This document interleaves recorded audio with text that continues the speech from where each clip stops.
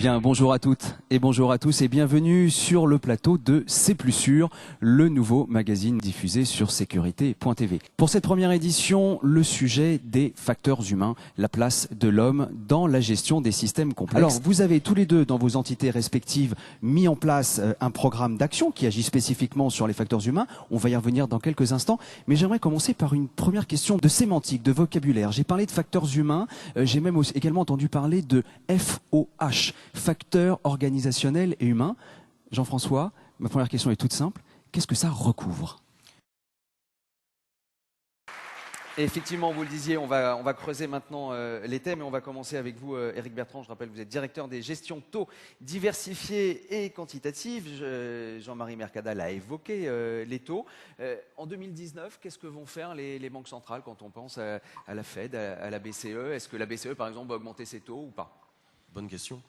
Vous parliez d'attractivité de la dette aux États-Unis, vous parliez du bond de la dette allemande, donc valeur refuge. Si on parle des dettes européennes, la France déjà, soutenabilité de cette dette française, et puis est-ce que ça vaut le coup aujourd'hui d'imaginer d'acheter de la dette italienne ou encore de la dette espagnole ? Voilà, et donc je le disais tout à l'heure en introduction de ce rapport remis par l'Inspection générale des finances sur la revitalisation des centres-villes et centres-bourgs, il faut évidemment que toutes les mesures qui soient menées et conduites soient faites en partenariat. Et Stéphanie Auger a à plusieurs reprises cité le partenariat, notamment avec la Chambre de commerce et d'industrie. Jean-Michel Costasec, vous en êtes le vice-président, très impliqué donc aux côtés du département sur les actions qui sont conduites. Qu'est-ce qui fait de votre point de vue la force, l'originalité de cette dynamique du département de l'Eure ? Alors bonjour à tous et à toutes.